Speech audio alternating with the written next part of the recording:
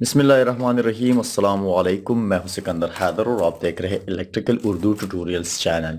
दोस्तों, आज की वीडियो में हम स्टार डेल्टा टाइमर के बारे में बात करेंगे कि स्टार डेल्टा टाइमर हमारे साथ काम कैसे करता है, इसकी वायरिंग कैसी की जाती है, उसकी वायरिंग करके हम एक स्टार डेल्टा के कॉन्डेक्टर को कैसे कंट्रोल करते हैं। दोस्तों, तो जस्ट आज हम इस टाइमर के कंप्लीट वायरिंग के बारे में और इसकी कनेक्शंस के बारे में और उसके काम के बारे में जानेंगे।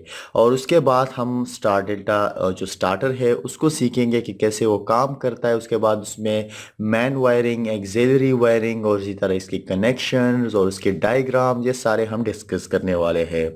तो आज हम जस्ट एक्सप्लेन करने वाले हैं स्टार डेल्टा के टाइमर के बारे में कि स्टार डेल्टा टाइमर होता क्या है और ये काम कैसे करता है। दोस्तों, यहाँ पर मेरे पास एक स्टार डेल्टा का टाइमर है जिसे हम आईसी टाइमर कहते हैं, ठीक है। और ये हमारे साथ लगता तो एनालॉग है लेकिन है ये एक डिजिटल, क्योंकि इसमें इंटरनली सर्किट्स लगे होते हैं और ये जस्ट एक वेरिएबल है जिससे आप अपने टाइम को ज़्यादा या कम कर सकते हैं, ठीक है। अगर आपको यहाँ पर आज देखें तो इसका टाइप भी आप देख सकते हैं। यह 220 वोल्ट के लिए बना हुआ है और इसकी जो फ्रिक्वेंसी वो 50 से /60 हर्ट्ज है, यानी 50 और 60 हर्ट्ज पर दोनों पर यह काम कर सकता है, ठीक है। यहाँ पर इस टाइमर के तरफ आते हैं तो टाइमर में आपको एक डायग्राम मिलेगा। इसके शेप पर एक डायग्राम पड़ा हुआ है। तो यहाँ पर पावर एसी और डीसी लिखा हुआ है। अब ज़्यादातर लोग कंफ्यूज हो जाते हैं कि भाई अब क्या करना है कि यहाँ पर पावर एसी और डीसी लिखा हुआ है। तो दोस्तों, जब ये कंपनी ये टाइमर्स बनाते हैं तो वो डीसी में भी बनाते हैं और एसी में भी बनाते हैं। तो यहाँ पर वो चिपका देते हैं सेम ही डायग्राम, लेकिन आपको इसके टाइप को देखना है, इसके मॉडल को देखना है, उसके बाद इसके लिए सिलेक्शन करना है। जैसे कि यहाँ पर डब्बे पर लिखा हुआ है ऐसे 220 वोल्ट। तो अगर आपको ऐसा टाइमर मिलता है और उस पर डीसी भी लिखा होता है तो ज़्यादातर वो होते हैं 12 वोल्ट के लिए, 24 वोल्ट के लिए हो सकते हैं। यहाँ पर हमारे साथ या एसी पावर है या डीसी पावर है, तो यहाँ पर आपने पावर इनपुट करना है। अब इस टाइमर को हम एक 8 पिन का टाइमर कह सकते हैं। तो इसमें हमारे साथ 8 पिन होते हैं और जैसा कि हम 8 पिन रिले के लिए जो सॉकेट इस्तेमाल करते थे वही सॉकेट हम इसके लिए इस्तेमाल करेंगे। अब यहाँ पर आते हैं इसकी वायरिंग डायग्राम के तरफ। तो वायरिंग डायग्राम को पहले अगर देखा जाए तो आपके पास जो 2 और 7 है वो क्वाइल के लिए है, यानी 2 और 7 जो टर्मिनल्स होंगे वो आप इस टाइमर की पावर सप्लाई होगी, यानी टाइमर के सर्किट के लिए होंगे और इसमें आप टाइमर को सप्लाई प्रोवाइड करेंगे।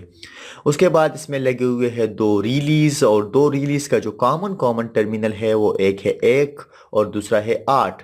तो हमारे साथ 1 से हुआ है और उसके बाद इसके जो नॉर्मल क्लोज है और नॉर्मल ओपन कॉन्टेक्ट्स है। तो ये 1 जो है हमारे साथ 4 के साथ नॉर्मली क्लोज है, यानी जब ये टाइमर ऑफ होगा तो 1 4 के साथ क्लोज सर्किट बनाएगा। उसके बाद जो है 1 3 के साथ है। तो 1 3 जब ये ऑपरेट होगा और जब इसकी टाइमिंग आपने दी हुई होगी तो वो टाइमिंग जब कंप्लीट हो जाएगी तो ये 1 जो होगा वो 3 के साथ क्लोज कनेक्शन बना लेगा। उसी के साथ हमारे साथ दूसरे साइड पर एक दूसरी रिली है जिसका 8 जो है वो कॉमन है और उसके बाद हमारे साथ ये कॉमन के साथ जो है 5 जो है वो क्लोज है, जो नॉर्मल हालत में होगा या इसकी टाइमिंग जब कंप्लीट नहीं होगी उस हालत में ये क्लोज सर्किट रहेगा। और जब टाइमिंग कंप्लीट हो जाएगी तो ये 6 के साथ क्लोज सर्किट बना देगा। तो ये अभी नॉर्मल हालत में 6 के साथ ओपन है, ठीक है। तो ये आपके क्वाइल, आपने जस्ट यहाँ पर ये डायग्राम रीड करके दोबारा उसके कनेक्शन पे आना है। यहाँ पर इस टाइमिंग को अगर आप देखें तो ये सेकंड्स में है या मिनट्स में भी मिलते हैं। मैं इसे मिसाल के तौर पर 20 सेकंड्स में कर लेता हूँ, या 20 नहीं 30 सेकंड में, ताकि हमारी बात भी हो सके वहाँ पर उस टाइम, ठीक है।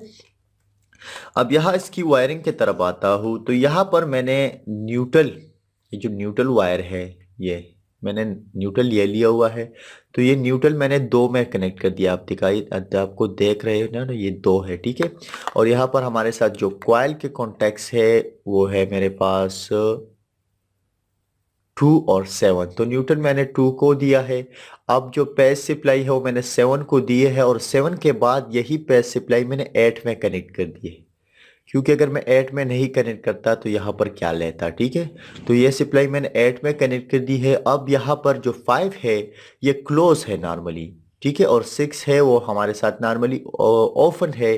तो ये अगर मेरे साथ स्टार का स्टार्टर है और ये डेल्टा का है तो हम अलग नहीं होंगे। मिसाल के तौर पर ये जो लाइट है इंडिकेटर है ये स्टार्टर होगा, और ये जो दूसरा लाइट है आप देख रहे हैं ये हमारे साथ डेल्टा का हो गया कंडक्टर। ठीक है, तो अब होगा ये कि जब इसको सप्लाई मिलेगी तो जितना वक्त आपने इसको दिया होगा उस वक्त तक ये जो होगा, ये जो इंडिकेटर है वो ऑन होगा। जब इसका वक्त कंप्लीट हो जाएगा तो ये इंडिकेटर को ऑफ कर देगा और इस लाइट को रोशन कर देगा। तो जस्ट टाइमर का एक काम यही होता है, एक स्टार डेटा कनेक्शन में टाइमर यही काम करता है कि भाई एक कंडक्टर को कुछ वक्त के लिए ऑन करता है, दूसरे को ऑफ रखता है, और उसके बाद उसी कंडक्टर को ऑफ करके दूसरे को ऑन कर देता है। ठीक है, तो आगे जाके हम ये सब करने वाले हैं। सबसे पहले हम इसमें ये लगा देते हैं, ये हो गया टाइमर इसमें लग गया। ठीक है, अब मैं इसको जब सप्लाई प्रोवाइड करूंगा तो यहाँ पर ऑन का जो इंडिकेटर है या जो एलईडी है वो ऑन हो जाएगा, और उसके बाद जब ये अपना वक्त कंप्लीट कर लेगा तो ये ऑफ का भी ऑन हो जाएगा। ठीक है, अब मैं इसको सप्लाई प्रोवाइड कर देता हूँ। तो ये हो गया, मैंने इसको सप्लाई प्रोवाइड कर दिया। तो आप देख रहे हैं इस वक्त ये ऑन हो गया और ये लाइट जो है वो ऑन हो चुकी है। लेकिन जब ये अपना वक्त कंप्लीट करेगा, यहाँ पर हमने 30 सेकंड दी हुई है, तो ये 30 सेकंड के बाद ये लाइट को ऑफ कर देगा और इसको ऑन कर देगा। आप देख सकते हैं कुछ वक्त के लिए ये ऑन है। अब यहाँ पर ये ऑन होने वाला है दूसरा वाला। जब ये वक्त कंप्लीट होगा मैं आपको यहाँ पर दिखा भी देता हूँ।